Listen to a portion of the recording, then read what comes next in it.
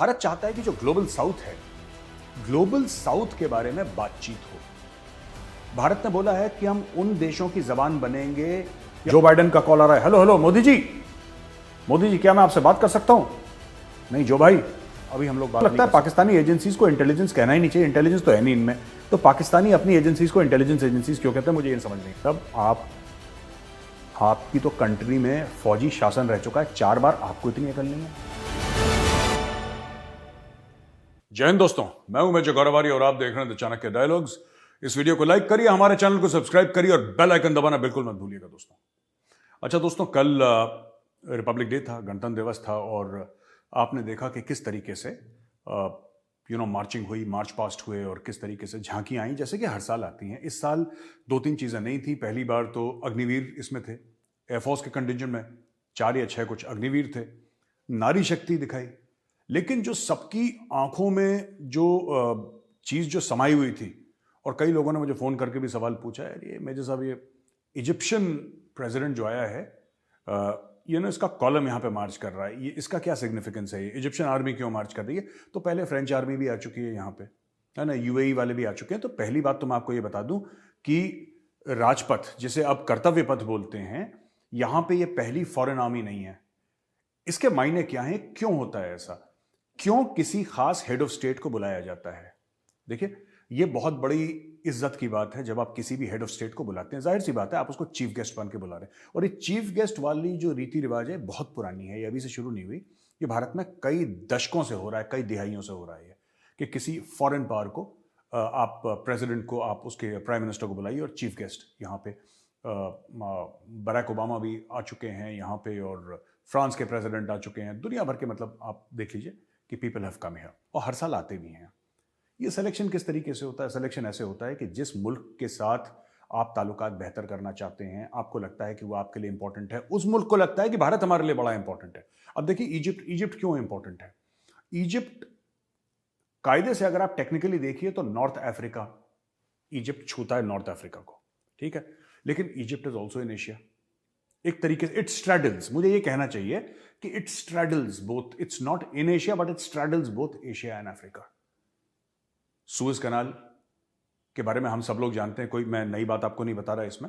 So a country that straddles both Africa and Asia is, जिसको कहते हैं ना कि स्ट्रेटेजिकली वेरी इंपॉर्टेंट, हमारे लिए सामरिक तौर पे, सामरिक दृष्टि से बहुत इंपॉर्टेंट है।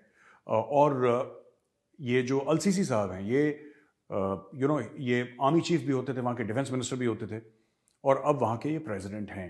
तो इज अ स्ट्रॉन्ग गाय, ये लिबरल हैं, इनका काफ़ी कुछ जो है ये मुस्लिम ब्रदरहुड के खिलाफ हैं, काफ़ी कर चुके हैं। किसी और दिन मैं आपको डिटेल में समझाऊंगा कि मुस्लिम ब्रदरहुड क्या है और अलसीसी का उनके साथ क्या रिलेशनशिप है, इन द सेंस कि अलसीसी ने बहुत बैंड बजाया उन लोगों का, राइट।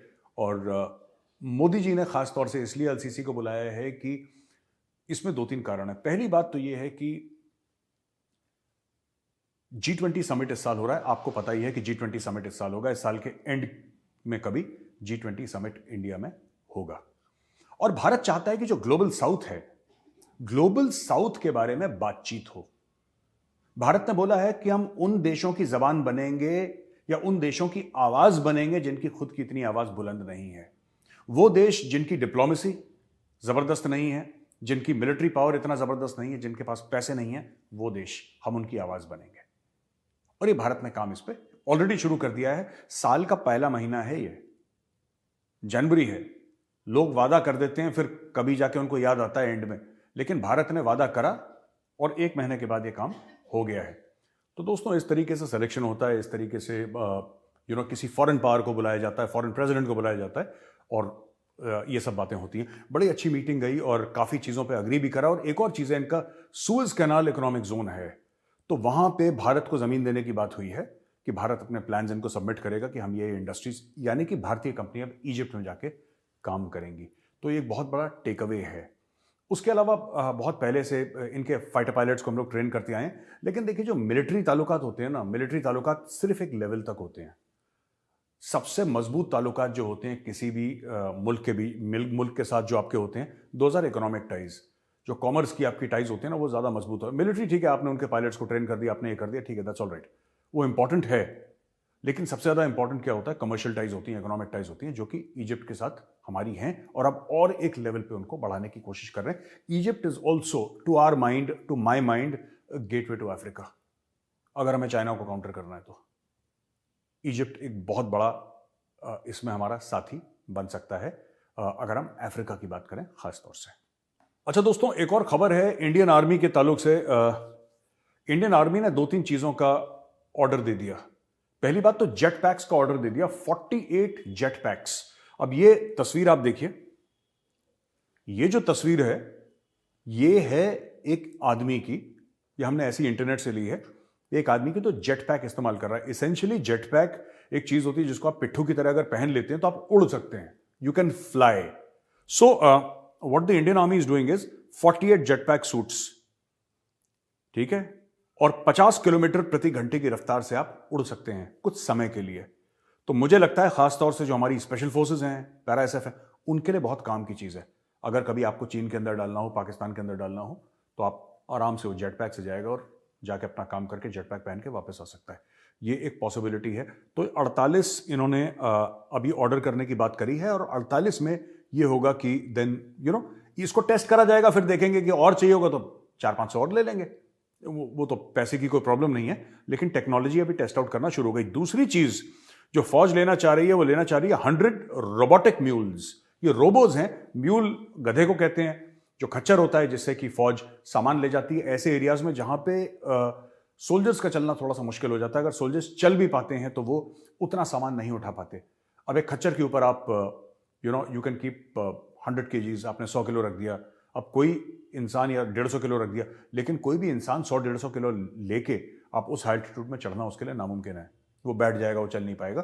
तो इसलिए उसकी जगह रोबोटिक जो रोबोट्स हैं, वो रोबोज लिए जाएंगे, इनको रोबोटिक म्यूल्स कहा जाता है, और ये 10,000 फुट और उससे ऊपर की जगह में कार्रवाई करेंगे, यानी कि एल्टीट्यूड के लिए ले रहे हैं, और वहां पे दुर्गम क्षेत्र जो है वहां पे ये सामान पहुंचाएंगे, रोबोटिक म्यूल्स। ये इंडियन आर्मी में आ रहे हैं, रोबोटिक म्यूल्स हैं 100 शुरू में आ रहे हैं, फिर इनको देखा जाएगा, फिर और लेंगे, और 130 new generation tethered drone systems through fast track procedures for emergency procurements. अब ये टेथर्ड ड्रोन सिस्टम्स क्या हैं? बेसिकली क्या है कि ग्राउंड बेस्ड स्टेशन से कनेक्टेड रहते हैं वो, और ये उड़ते हैं, और जो विजुअल लाइन ऑफ साइट होता है ना, जो या विजुअल रेंज, उसके दूर जाके भी, उससे अलग होके भी ये काम कर सकते हैं और इंटेलिजेंस गैदर कर सकते हैं। तो ये हमारे लिए बहुत जरूरी है, खास तौर से ऐसे दुर्गम इलाकों में जैसे कि लाइन ऑफ एक्चुअल कंट्रोल है, या लाइन ऑफ कंट्रोल के कुछ ऐसे एरियाज में। मुझे लगता है ज्यादातर ये चाइना को लेकर ये मामला किया जा रहा है। तो ये बहुत बड़ी खबर है, खासतौर से जेट पैक्स। तो इंडियन आर्मी किस टेक्नोलॉजी के बारे में सोच रही है, कौन सी टेक्नोलॉजीज के बारे में कह रही है कि यार हमें ये अडेप्ट करना है। एआई के ऊपर बड़ा जबरदस्त काम चल रहा है, मैं आपको बताता हूं। मेरी बात हुई थी किसी से एआई के ऊपर, ब्लॉकचेन के ऊपर, 5G किस तरीके से इंटीग्रेट करा जा सकता है, ये सारी की सारी चीजें, और ये कर रहे हैं आईआईटीज इसमें शामिल है, इसमें डीआरडीओ शामिल है। टॉप कटिंग एज टेक्नोलॉजी में भारत के, जो अक्सर लोग मुझसे पूछते हैं कि मेजर साहब ये फौज में ये वाली टेक्नोलॉजी आ रही है कि नहीं आ रही, यार ऐसी ऐसी चीजें आ रही हैं भाई जो मुझे खुद नहीं पता, ठीक है, और आधे तो फौज बताते नहीं है फौजी, they don't discuss all these things in public, और मेरे सामने भी डिस्कस नहीं करते, करते भी हैं तो मैं यहां पे तो बताऊंगा नहीं, जाहिर सी बात है। लेकिन fact of the matter is कि लेटेस्ट टेक्नोलॉजीज आ रही हैं, ये बहुत बढ़िया बात है। अच्छा, अब आते हैं खबर पाकिस्तान, मेरा फेवरेट टॉपिक, खबर पाकिस्तान। मोदी जी ने एक बहुत बड़ा जोखिम ले लिया भाई, बहुत बड़ी एक परेशानी मोल ली है मोदी जी ने। मोदी जी ने एससीओ समिट जो होने वाला है, शांघाई कोऑपरेशन ऑर्गेनाइजेशन, इसका समिट होने वाला है मई में गोवा में। एक तो गोवा मई में कौन जाएगा, गोवा मई में जाने वाली जगह नहीं है, बड़ी खूबसूरत जगह है, लेकिन सर्दियों में जाइए तो अच्छा रहता है। गोवा में कर दिया इन्होंने, कर दिया, ठीक है, so they will go to Goa. वहां पे मोदी जी ने बुला लिया है बिलावल भुट्टो को, ठीक है, बिलावल भुट्टो को, वही बिलावल भुट्टो जिसने मोदी जी को खूब उल्टी सीधी गालियां दी और उल्टा सीधा बोला। चलो कोई बात नहीं, बच्चा है, दिमाग से पैदल है, कोई दिक्कत नहीं है। ये बहुत बड़ा खतरा है, मैं बता रहा हूं। स्टेज पे लोग बैठे हुए हैं, स्टेज पे लोग बैठे हुए हैं, वहां पे हेड्स ऑफ स्टेट बैठे हैं, मोदी जी बैठे हैं यहाँ पे, शी जिनपिंग बैठा है यहाँ पे, कोई XYZ दुनिया भर के लोग बैठे हैं वहां पे, ठीक है, वहां पे बिलावल भुट्टो भी बैठा हुआ है। और सबके सामने अगर बिलावल भुट्टो मोदी जी से पैसा मांग ले, मोदी जी क्या कर लेंगे आप बताओ? आपके घर पे कोई आ जाए और आपसे बोलते हैं कि भाई साहब पैसा दे दो, आप थोड़ा सा झेंप जाएंगे, आपको शर्म सी आ जाएगी, यार देखो घर पे पैसे मांग रहा है, मना भी नहीं कर सकते। यही बिलावल भुट्टो करेगा। मैं बता रहा हूं, इसने फंसा दिया मोदी जी को, और हम लोगों ने खुद अपने आप को फंसा दिया इसको बुला के। ये सबके सामने मांगेगा, सबके सामने मांगेगा, और क्योंकि मोदी जी होस्ट हैं, मेजबान हैं, उसको मना भी नहीं कर पाएंगे। और मुझे लगता है यही पाकिस्तान की अब आखिरी तरकीब रह गई है कि भारत से ऊपर ऊपर तो दुश्मनी की बात करो, गालियां दो, लेकिन चुपके से जाके कटोरा फेंक के मारो, ऐसे ठक से कटोरा फेंक के मारो, उड़ता हुआ आके कटोरा लगेगा। वो लेकर आ रहा है, बहुत बड़ा कटोरा लेकर आ रहा है। तो आप सोचिएगा जरा, आप सोचिए, इमेजिन करिए, आंखें बंद करिए, सोचिए सोचिए, मोदी जी बैठे हैं, बिलावल बैठा है, और बिलावल चुपके से मोदी जी से सबके सामने कह दे, विस्पर करके, मोदी जी जरा $8-10 अरब दे दो। तो उसमें मोदी जी क्या कर लेंगे? फंस गए मोदी जी। तो ये पाकिस्तान की बहुत बड़ी साजिश है और बहुत बड़ी चाल है। मैं मजाक नहीं कर रहा, आप लोग सोच रहे हैं मजाक कर रहा हूं, लेकिन आप सोचिएगा कभी इसके बारे में। अगर मांग ले सबके सामने तो क्या कर लेंगे हम लोग, है ना? एनीवे, दूसरी चीज है कि हिना रवानी खर, जो उनकी नंबर 2 हैं, जो पहले एक जमाने में नंबर 1 हुआ करती थी, she was foreign minister. Hina Rabbani Khar कहती हैं कि पाकिस्तान और भारत के बीच में कोई बैक चैनल बातचीत हो ही नहीं रही। पाकिस्तान और भारत के बीच में कोई बैक चैनल बात नहीं हो रही है। और इसमें मैं आपको पढ़ के बताता हूं, बड़ी इंटरेस्टिंग चीज है। रवानी स्टेटमेंट यह है कि ever since the incumbent government came to power, there has been no back channel diplomacy going on between India and Pakistan, untold to the rest of the world. जो दुनिया को नहीं पता है ऐसी कोई भी चीज नहीं हो रही, जो भी हो रहा है सबको पता है। Ravani's statement comes a day after Indian media reported that New Delhi invited Foreign Minister Bilawal Bhutto Zardari and Chief Justice of Pakistan Umar Ata Bandial to attend the Foreign Ministers and Chief Justices Conference of the Shanghai Cooperation Organization, which is scheduled to take place in Goa in May. ठीक है, अभी तक पाकिस्तान ने इसका जवाब नहीं दिया है। मुझे लगता है ये लोग सोच समझ के देंगे, और मुझे ऐसा लगता है कि ये करेंगे। लेकिन हिना रवानी खर का ये स्टेटमेंट है कि पीठ पीछे हमारी बात, भारत से कोई बात नहीं हो रही, जो हो रही है सामने हो रही है। अब यार देखो, पीठ पीछे बात हम पाकिस्तान से करेंगे भी क्यों? ऐसी बात नहीं कि पाकिस्तानी नहीं करना चाहते, उनका प्रधानमंत्री जमीन पे गिर गया, वो लेट गया सामने है। शहबाज शरीफ ये कहता है कि हमसे गलती हो गई साहब, माफ करो, हमने अपना सबक सीख लिया। जब आप किसी को ये कहते हैं इंटरनेशनल मीडिया के सामने, आप ये कहते हैं कि हमने लड़ाई लड़ी भारत से, हमने अपना सबक सीख लिया, क्या सबक सीखा आपने? मैं अगर मेरे सामने शहबाज शरीफ हो तो मैं उससे पूछूंगी, सर आपने सबक सीखा क्या है जो आप कह रहे हैं सबक सीख लिया? कौन सा सबक सीखा आपने?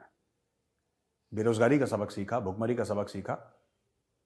लेकिन अभी भी पाकिस्तान से आवाजें आती हैं, कश्मीर बनेगा पाकिस्तान, कश्मीरियों से नाता क्या, ला इलाहा इल्लल्लाह। ये जो डायलॉग बाजी आप लोग करते हो ना, फिल्मी वाली, मैंने आपको पहले भी बोला था, मोदी जी चूड़ियां कस रहे हैं। ठीक है, मोदी जी कस रहे हैं चूड़ियां, धीरे धीरे। आप और कश्मीर कश्मीर करो। अभी 2500 से 3000 रुपए का आटा है, राइट? 10 किलो का बैग, जो 10 किलो का आटा है वो 2.5 से लेकर 3000 का है। और कश्मीर करो, कश्मीर कश्मीर कश्मीर। आप देखो, आप बोलोगे कश्मीर, मोदी जी करेंगे cut, Kashmir cut, Kashmir cut, cut cut cut cut cut होता रहेगा। जितना कश्मीर करोगे चूड़ियां उतनी कसते रहेंगे मोदी जी, उतनी चूड़ियां कसते रहेंगे। आटा, सब्जी, घी, everything will start getting more and more expensive. और वैसे भी आपके रुपए की कीमत इतनी ज्यादा खराब हो गई है, इतनी ज्यादा आपके रुपए की कीमत खराब हो गई है, इतनी गिर चुकी है कीमत in comparison to the dollar, that और कश्मीर करोगे, मैं बता रहा हूं कुछ समय के बाद ये टिश्यू पेपर बन जाएगा। और मोदी जी बना देंगे टिश्यू पेपर, वो आपके पीछे पड़ गए हाथ धो के। ठीक है, हाथ धो के नहीं, गंगा जी में नहा के आपके पीछे पड़ गए। अब आपके ऊपर है वेदर यू वांट की जिन्ना की फोटो जिस करेंसी में लगी है, that currency will become tissue paper. I am telling you. मैं टॉयलेट पेपर नहीं कहना चाहता, मैं टिश्यू पेपर, थोड़ी सी इज्जत करता हूं आप लोगों की, इसलिए I will say tissue paper. ठीक है जी। अच्छा, पाकिस्तान को पता लग गया है कि भारत जम्मू और कश्मीर में एक फॉल्स फ्लैग ऑपरेशन करने वाला है। ये देखो, पाकिस्तान को पता भी लग गया। फॉल्स फ्लैग ऑपरेशन क्या होता है कि भारत अपने पर ही अटैक कर देगा, यानी कि इंडिया की जो सिक्योरिटी एजेंसीज हैं, भारतीय सेना जो है, वो भारतवासियों को ही मार देगी और पाकिस्तान का नाम खराब कर देगी। अरे पागलों, तुम्हारा नाम खराब कौन करेगा यार? तुम्हारा तो ऑलरेडी नाम खराब है। तुम सोचो ना, किसी का नाम, जिसका नाम हो, जिसकी इज्जत हो, उसकी बेइज्जती करो, उसका नाम खराब करो, तो पता भी लगता है कि यार उसमें एफर्ट करो। तुम तो खुद ही लगे हो अपने खुद को जलील करने में। भाई, पाकिस्तानीज आर ह्यूमिलेटिंग पाकिस्तानीज, इसमें इंडिया क्या करेगा? और इंडिया कर क्या सकता है? We can do absolutely nothing. हम आपको उतना इंसल्ट कर ही नहीं सकते जितना आप में कैपेबिलिटी है खुद को इंसल्ट करने की। समझ रहे हैं आप? तो ये है कि साहब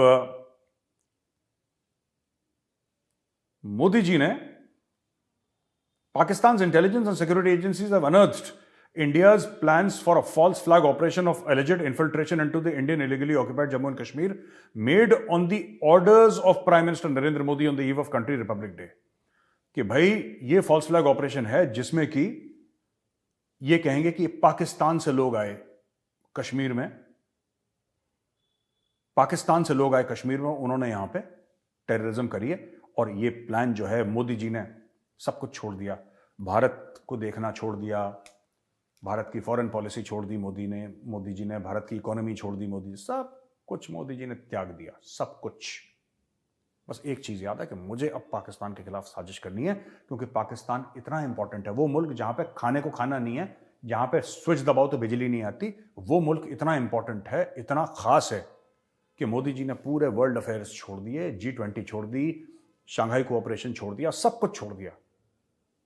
जो बाइडेन का कॉल आ रहा है, हेलो हेलो मोदी जी क्या मैं आपसे बात कर सकता हूं? नहीं जो भाई, अभी हम लोग बात नहीं कर सकते, अभी मुझे पाकिस्तान के खिलाफ साजिश करनी है, मेरे पास टाइम नहीं है। वहां पे शी जिनपिंग कॉल कर रहा है, शी जिनपिंग कह रहा है Modi ji I am Xi Jinping. Modi ji कह रहे हैं नो अभी साजिश करनी है हमने, तुम हमें कॉल मत करो, आई एम वेरी बिजी। ये पाकिस्तान है, और ये 26 जनवरी को होना था, अब ये 27 है। तो मैं पाकिस्तानी से पूछता हूं, हो गई साजिश? ठंड पै गई? खुश हो गए? स्वाद आ गया? खुद को जलील करते हो यार, खुद को जलील करते हो। पाकिस्तानी इंटेलिजेंस, मुझे तो लगता है पाकिस्तानी एजेंसीज को इंटेलिजेंस कहना ही नहीं चाहिए, इंटेलिजेंस तो है नहीं इनमें, तो पाकिस्तानी अपनी एजेंसीज को इंटेलिजेंस एजेंसीज क्यों कहते हैं, मुझे ये समझ में नहीं आया। Identified 3 individuals who would play a key role in new Delhi's plan. Bashir, an agent of India's 93 infantry brigade. अच्छा, ये पूरा जम्मू एरिया को पेंट कर रखा है इन लोगों ने। And 2 fellow companions identified as Alam and Aslam, ये करेंगे फॉल्स फ्लैग। बशीर, आलम और असलम ये फॉल्स फ्लैग ऑपरेशन करेंगे। As per the plan, Bashir was tasked to recruit locals who would then be presented as alleged terror agents attempting to infiltrate into India from Pakistan and then participate in surreptitious activities in IOJK by planting bombs, including an improvised explosive device which would be used to ambush troops from the Indian Army's 93 Brigade of the Dogra Regiment. ये तो हाल है इनके जियो news के। 93 brigade of the Dogra regiment, Dogra regiment के अंदर 93 brigade है। भाई साहब, आपकी तो कंट्री में फौजी शासन रह चुका है 4 बार, आपको इतनी अकल नहीं है? डोगरा रेजिमेंट 93 ब्रिगेड के अंदर है यार। ये एनीवे, ये लाहौरी चूरन है, इसके बारे में मैं आपको नहीं समझा सकता। जो फौजी देख रहे हैं उनको जोक समझ में आ गया होगा, ये बहुत बड़ा लाहौरी चूरन है। ठीक है जी। Pakistan economy at risk of collapse if IMF deal not revived, ये कोई खबर नहीं है। Pakistan economy has always been at the risk of collapse, हम इसके बारे में बात नहीं करेंगे। रुपी हिट्स अ हिस्टोरिक लो, अब ये रुपी जो है हिस्टोरिक लो हिट कर रहा है, और अभी रुपी का जो है वो 255.43, ठीक है, यानी 43, 255.43 पे आ गया, यानी 255 मान लो आप, 255 रुपए पे आ गया है, ठीक है। और पाकिस्तान की करेंसी, अच्छा ये पाकिस्तानी कह रहे हैं हमारी करेंसी 255 पे आ गई है। अरे 265 पे आ जाए तब तुम क्या बिगाड़ लोगे यार, या 244 पे हो जाए तब तुम क्या बिगाड़ लोगे, मुझे नहीं समझ में आ रहा है सब, ठीक है। Following the government's decision to end its control over the rupee dollar exchange rate as part of the International Monetary Fund condition, the currency slid 9.6% और ₹24.5 to record a low of 255.43। बच्चों वाली बातें हैं यार इनकी। अच्छा, ये देखो, पाकिस्तान ये कह रहा है कि साहब यूएस से कह रहा है कि यार थोड़ा सा हमारी मदद कर दो। ये वही यूएस है जिसको इनका पुराना प्रधानमंत्री गालियां देता था, इमरान खान। बैरूनी मुल्क की साजिश है, फॉरेन कॉन्स्पिरेसी है, इंपोर्टेड हुकूमत नामंजूर, शहबाज शरीफ के लिए कहता था कि अमेरिका है, डोनाल्ड हू ने एक साजिश कर दी। ये यार इतने दोगले लोग क्यों हैं यार, मुझे एक बात समझ में नहीं आती, इतने दोगले क्यों हैं यार, इतने दोगले, इतना दोगलापन। एक बंदा कहता है कि यूएस हमारे पीछे पड़ा हुआ है, दूसरा बंदा कहता है हमारी मदद कर दो। इनमें कोई या तो कोऑर्डिनेशन नहीं है या जरूरत से ज्यादा कोऑर्डिनेशन है। यह भी हो सकता है कि भाई good cop bad cop play करेंगे, तू गाली देना, हम इनकी मिन्नतें करेंगे, तो दोनों का गेम ठीक चलेगा। तो इमरान खान से बोला, भाई एक काम कर इमरान भाई, आपकी जिम्मेदारी है कि आप इनको गालियां दो। ठीक है शाबाश भाई, मैं इनको गालियां दूंगा, आप इनकी मिन्नतें करो, इनके तरले करो, इनके हाथ पैर जोड़ो, आप पैसे लाओ। तो गुड कॉप बैड कॉप हम लोग प्ले करेंगे, या तो ये गेम चल रहा है इनका।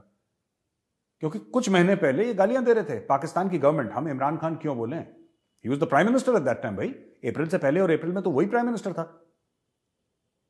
कुछ महीने पहले पाकिस्तान की सरकार अमेरिका को गालियां दे रही थी। The government of Pakistan was abusing the Americans. Now the government of Pakistan is saying please help us. A few months back the Pakistani government was abusing the government of France कि तुमने प्रॉफिट मोहम्मद के कार्टून्स बनवाए और उसको फॉरवर्ड कराए। Now the government of Pakistan is saying जी पैसा दे दो हमें, और ले भी लिया उन्होंने 300 कुछ मिलियन उनसे, प्रॉमिस भी ले लियो, आ भी जाएंगे पैसे इनके पास। यार या तो इनकी सरकार बिल्कुल बेगैरत है, या इनमें कोई मॉरल्स और एथिक्स नहीं है, या बड़ा कंफ्यूजन है, कुछ तो गड़बड़ है बहुत solid, which I am unable to understand. अच्छा दोस्तों, एक खबर है यूनाइटेड स्टेट्स ऑफ अमेरिका की। यूनाइटेड स्टेट्स स्पेशल फोर्सेस ने एक आइसिस इस्लामिक स्टेट के टेररिस्ट को मारा है, अल सुडानी को। यूएस स्पेशल फोर्सेस गई और ये सोमालिया गई। जो बाइडेन ने ओके बोल दिया, आप जाके ठोक दो। ये गए, जो पैरा एसएफ का काम होता है या स्पेशल फोर्सेस का काम होता है, यही उनका काम है। ठीक है, वो गए, उन्होंने ठोका, वो लोग वापस आ गए। एक प्रेस कॉन्फ्रेंस हुई, बता दिया। अच्छा यार, काम ऐसे होता है। देखो, कभी आपने सुना कि बिन लादेन को मारा, अल सुदानी को मारा, अल जवेरी को मारा, इसको मारा, इसके बारे में किसी ने पूछा हो यार जरा सबूत तो दो यार इसका, जरा तुम्हारी फौजें मार कर आई हैं, सबूत तो दो इसका। कभी आपने टीवी पे डिबेट देखी इसकी? कभी नहीं। स्पोक्स पर्सन आता है, यूएस का प्रेसिडेंट आता है, जी हमने मार दिया, लोग कहते हैं वेल डन, कहानी खत्म, आगे बढ़ो। ये भारत में ही होता है, सबूत लाओ, सबूत लाओ। नेता कहते हैं कि सबूत लाओ, हमें देखना है। तुम्हें क्या देखना है? और तुम देख भी लोगे, तुम्हें क्या समझ में आ जाएगा? तुम्हें समझ में क्या आ जाएगा? ये सबूत मांगते हैं क्योंकि ये चाहते हैं कि इंडियन आर्मी किस तरीके से अंदर गई, उनकी पूरी स्ट्रैटेजी, उनकी पूरी टैक्टिक्स हमें ही पता होनी चाहिए। क्यों पता होनी चाहिए आपको? कि चुपचाप से जाके अपने चीनी दोस्तों को बता दो, अपने पाकिस्तानी दोस्तों को बता दो कि जब इंडियन आर्मी अगली बार जाए तो फंस जाए वहां पे। मैं आपको एक बात बताऊं, मैं पेट्रियट शूट करने गया था। ठीक है, 7 सेक्टर आरआर, राष्ट्रीय राइफल्स का है 7 सेक्टर आरआर। तो 7 सेक्टर आरआर में जब मैंने शूट करा था एक सीक्वेंस, और मैं पैरा एसएफ वालों के साथ था। ठीक है, पैरा एसएफ का एक ऑफिसर था, बाकी उनके जवान थे, और उसमें मैंने भी बुलेट प्रूफ जैकेट पहनी, मैंने भी हेलमेट पहनी, मेरे हाथ में भी एक AK-47 थी, और हम पूरा रिक्रिएट कर रहे थे कि घर के अंदर किस तरीके से जाते हैं। हमने पूरा शूट करा। शूट करने से पहले वो जो पैरा एसएफ का ऑफिसर था ना, उसने मुझसे बोला कि सर आप शूट कर लो, आपका मन है, लेकिन एक चीज है, मैं आपसे रिक्वेस्ट करूंगा एंड में, और आप प्लीज मेरी बात मान लेना। मैंने उसको बोला कि ठीक है, आप जो बोलोगे मैं आपकी बात मान लूंगा। पूरा शूट करा। उसके बाद कह रहा है सर आपने शूट कर लिया, ठीक है, अब आप एक काम करिए सर, अब आप इसको डिलीट कर दीजिए। क्यों? क्योंकि कहता है सर जिस तरीके से पैरा एसएफ जाती है, जिस तरीके से जाती है पैरा एसएफ, जिस तरीके से पैरा एसएफ काम करती है, हम किसी को नहीं बताना चाहते। किसी दूसरे के मुल्क में जाके जो हमने ऑपरेशन कराए वो तो बहुत बड़ी बात है, वो तो अलग लेवल की स्टोरी है। सर्जिकल स्ट्राइक की बात कर रहा हूं। सिर्फ टेलीविजन कैमरास के सामने शोबाजी के लिए, सिर्फ दिखाने के लिए कि पैरा एसएफ ऐसे काम करती है, हम वो भी नहीं दिखाना चाहते। उनके सामने मैंने कैमरा पर्सन को बुलाया, 2 थे, दोनों उनके सामने डिलीट करा, वाइप आउट करा। मैंने बोला ठीक है, मैं फौजी हूं, मैंने आपको जबान दी। वहां पे एक गुरखा राइफल्स की भी एक यूनिट थी, और वो जो गुरखास का सीईओ था, commanding officer, he also came to me and he requested me, he said sir आप प्लीज डिलीट करवा दो उसको। आई सेड डन यार, मेरी बात हो गई, इट्स डिलीटेड, देख लो। उन्होंने देख लिया, दे वर सैटिस्फाइड। कर आपका मन था देखने का सर, हो गया है, ये टीवी पे नहीं जा सकता। This is the level of secrecy that special forces operate with. उनकी शक्लें हम नहीं दिखा सकते कहीं पे, जब तक गवर्नमेंट सैंक्शन ना करे, आर्मी हेडक्वार्टर सैंक्शन ना करे। उनके फेसेस नहीं आते कभी। मैंने स्पेशल फोर्सेस ट्रेनिंग स्कूल जो SFTS बोलते हैं, नाहन में एक है, नाहन हिमाचल प्रदेश में है, चंडीगढ़ से रास्ता जाता है, चंडीगढ़ के बाहर से। वहाँ पे 1 पैरा SFB और SFTS भी है, स्पेशल फोर्सेस ट्रेनिंग स्कूल। मैंने SFTS के साथ शूट करा, ठीक है, मैं 4-5 दिन रहा उनके साथ, और मैंने पैरा SF के साथ शूट करा। एक बंदे की शक्ल नहीं आई उसमें, और पूरा पेट्रियट का 45 मिनट का एपिसोड शूट हो गया, एक शख्स की शक्ल नहीं आई उसमें। या तो उन्होंने नकाब पहने हुए थे, फेस उन्होंने ब्लर करवा दिया, या ऐसे शूट कर रहे थे पीछे से सर का पीछे वाला हिस्सा दिख रहा था। वो इतनी सीक्रेसी मेंटेन करते हैं कि वो बताते नहीं है कि हम कौन है, क्या है, क्या करते हैं। That is the level of secrecy. यहाँ पे हमारे नेता ये चाहते हैं कि पैरा SF किस तरीके से पाकिस्तान में गई, जरा हमें भी प्रूफ दो यार, हमें बड़ा मजा आ रहा है देखने के लिए। ये मरवाने वाली बात कर रहे हैं, ठीक है। तो मैंने आपको बता दिया, अल सुडानी को मारा, किसी ने सबूत नहीं मांगा। ये यहीं पे कल्चर है भारत में कि सबूत दे दो, सबूत दे दो। दोस्तों, आज का एपिसोड यहीं पे खत्म होता है। अब हम आते हैं अपने favourite round, question and answers. तो दोस्तों, जो पहला सवाल है वो गौरव विनय का है। ये कह रहे हैं कि reposting the question again today. Gaurav ji, बहुत बहुत धन्यवाद आपके सवाल के लिए। I am about to enter my 3rd year of MBBS. I have started to explore my career options after graduation. Army Medical Corps is something that has really interested me, and I'm willing to serve in the armed forces. Since you're an ex-serviceman, can you please share your insights about AMC and the life of doctors in the Indian Army? देखिए, doctors in the Indian Army have the same life that doctors outside have, except that it is far more challenging. ठीक है। देखिए, पैसे तो फौज में उतने ही मिलते हैं, राइट? जैसे बाहर अगर कोई बड़ा डॉक्टर है तो करोड़पति भी हो सकता है, फौज में तो इसका कोई स्कोप है नहीं ज़्यादा पैसे का। तो जो सबकी सैलरी होती है वो डॉक्टर की भी होती है, लेकिन वो वर्दी वाला होता है, वो ऑफिसर भी होता है। तो first he is an officer. If he is a captain, it will always be captain doctor so and so, major doctor. The rank comes before doctor. इसका मतलब क्या है? अगर मान लीजिए, मैं हूं नहीं लेकिन सिर्फ मान लीजिए कि मैं अगर डॉक्टर हूं फौज में, तो होगा मेजर ब्रैकेट में doctor Gaurav Arya. So that is true for doctors everywhere, and they can be lieutenant generals और they can be captains, it doesn't matter, उससे कोई फर्क नहीं पड़ता। दे आर ऑफिसर्स फर्स्ट, ठीक है। एक तो हमें यह बात समझनी पड़ेगी। दूसरी चीज यह है कि मैं बबीना में था, शूट कर रहा था सिल्वर स्ट्राइक ब्रिगेड के साथ। तो मेरा कोर्समेट है brigadier Shantanu Goyal, he was commanding silver strike brigade. तो उन्हीं के एक यूनिट का RMO था, जो मेडिकल ऑफिसर था, उसी ब्रिगेड की एक यूनिट का। तो मैंने डॉक्टर से पूछा, मैंने बोला, डॉक यार एक बात बताओ, आपने काम क्या करा? और he was talking about his adventures, होता है ना जैसे फौजी बातचीत होती है। और ये है इसमें, पेट्रियट में अगर आप जाएंगे तो आपको दिखेगा, कहीं पे आप ढूंढिएगा। बबीना में थी ये शूटिंग हुई थी सिल्वर स्ट्राइक ब्रिगेड के साथ। तो उस डॉक्टर ने बड़ी इंटरेस्टिंग बात बोली। उसने बोला कि मैं ऐसा डॉक्टर हूं, मैं 2 किस्म की गोली देता हूं, एक तो पेशेंट को गोली और एक आतंकवादी को गोली। तो मेरे पास 2 किस्म की गोली रहती हैं। तो यही फौज के डॉक्टर करते हैं। मैं इसेंशियली आपको ये बता रहा हूं कि अगर आप जाएंगे किसी भी फौजी हॉस्पिटल में, तो आपको वो डॉक्टर्स नहीं दिखेंगे जैसे आपको दिखते हैं ना, सफ़ेद कपड़े उनके होते हैं, जैकेट होती है, या फिर ऊपर से वो नीला रूप पहने रहते हैं। आप जनरली जाएंगे, मैं तो 92 बेस हॉस्पिटल श्रीनगर में भर्ती हो रखा हूँ, मैं एडमिट वहाँ पे हो चुका हूँ for a certain length of time also. ऐसा नहीं कि 1-2 दिन, certain length of time I was admitted there in Srinagar. मैं बात कर रहा हूँ 97-98 उसके आसपास की, मुझे याद नहीं साल। तो वहाँ पे भी डॉक्टर कॉम्बैट ड्रेस पहन के आते थे। आपको लगता था फौजी है, ड्यूटी पे जा रहा है, बड़े बड़े बूट्स, कॉम्बैट ड्रेस, बेरेज, पूरा फुल रैंक के साथ, रिबन्स के साथ। तो they are soldiers who are doctors, but essentially all of them are soldiers. इतना मैं जानता हूँ इनके बारे में। अर्पिता शर्मा जी का सवाल है कि Pakistan military has been rank number 7, upgraded a couple of ranks from last year.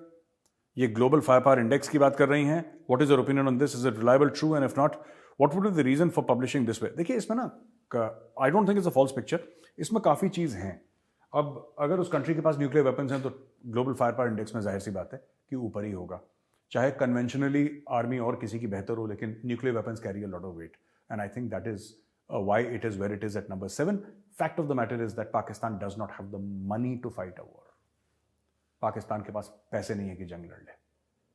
आज की तारीख में मैं आपको बताऊं, पाकिस्तान के पास इतने पैसे नहीं है कि एक इन्फेंट्री डिवीजन को मोबिलाइज कर दे।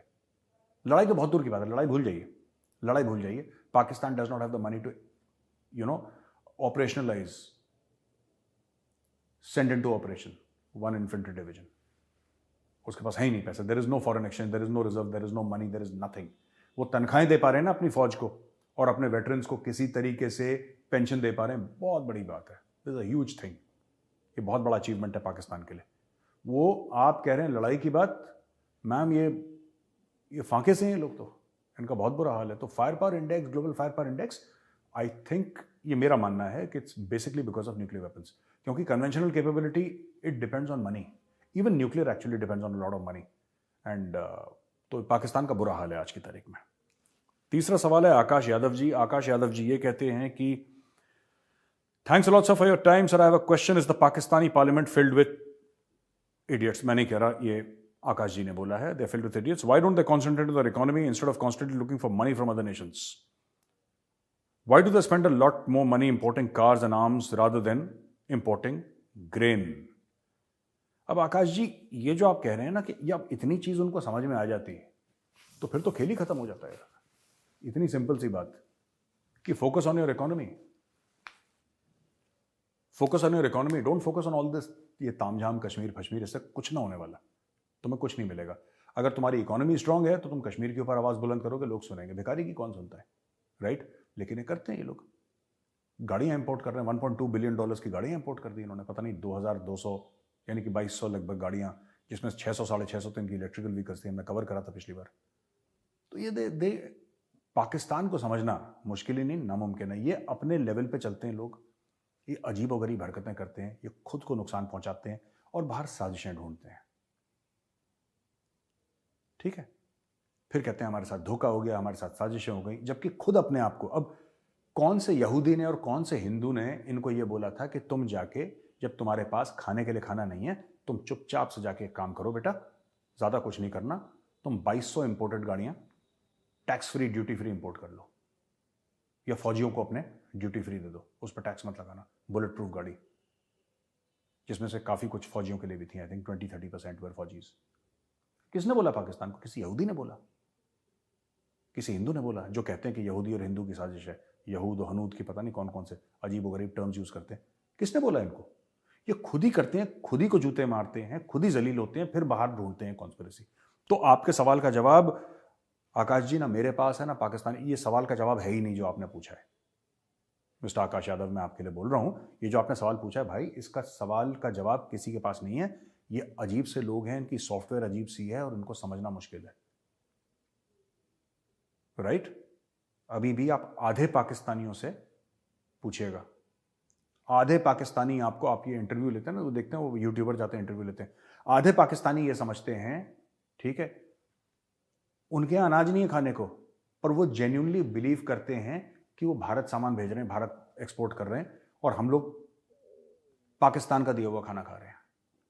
50% तो पाकिस्तानी थिंक। अब आप ऐसी जहनियत के साथ आप कैसे लड़ सकते हैं? आप कैसे उनको कन्विंस कर सकते हैं? जो एक बेवकूफों की, अहमकों की जन्नत में रहता है, आप उस बंदे से क्या एक्सपेक्ट करते हैं? They are living in a fool's paradise. अच्छा, आखिरी जो सवाल है वो तपस्या जी। तपस्या जी, ऐसा है कि आप लिख रही हैं, नमस्ते, जय हिंद। जय हिंद तपस्या जी। I have a question for you. While Pakistan is on the verge of economic collapse, how and where does the ISI get funds to carry out anti-India terror activities? As we all know, Khalistan is an ugly brainchild of ISI, and it is alive and very active in Canada, UK, and other Western countries. Even the so-called farmers' protest was funded by these goons to destabilize our country. Sir, who's funding them? First of all, मैं आपको बता दूं, farmers' protest, right? हाँ, उसमें Khalistani elements थे, but पूरे farmers ऐसे नहीं थे।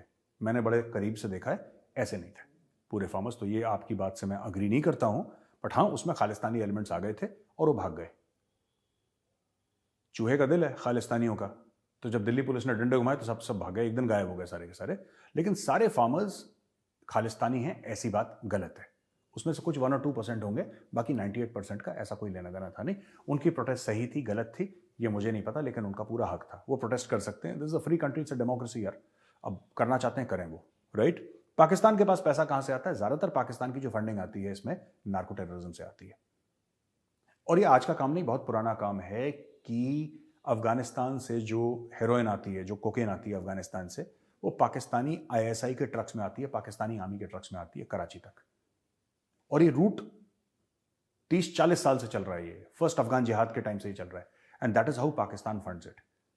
पाकिस्तान ये नहीं कहता कि हम हाफिज सईद को इतने करोड़ रुपए दे देंगे, जाओ इंडिया में बॉम्ब ब्लास्ट करो। ना ना, ऐसे नहीं होता।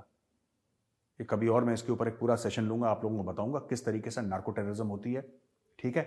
इसमें क्या क्या है, गोल्डन क्रेसेंट क्या है, गोल्डन ट्रायंगल क्या है, ये कॉन्सेप्ट्स क्या है, कौन कौन से देश किस तरीके से रिफाइन होती है, कहाँ पे उगाई जाती है, कैसे ये पाकिस्तान में आती है, पाकिस्तान की आर्मी, नेवी और एयरफोर्स किस तरीके से हेल्प करते हैं, खासतौर से आईएसआई किस तरीके से मदद करती है कि ये दुनिया भर में फैले। तो दोस्तों आज का एपिसोड यहीं पे खत्म होता है। मैं आशा करता हूं कि आपको एपिसोड पसंद आया होगा। पसंद आए तो लाइक करिए, हमारे चैनल को सब्सक्राइब करिए, बेल आइकन दबाना बिल्कुल मत भूलिएगा और चाणक्य फोरम का मोबाइल फोन ऐप जरूर डाउनलोड करिएगा दोस्तों। जय हिंद, वंदे मातरम और भारत माता की जय।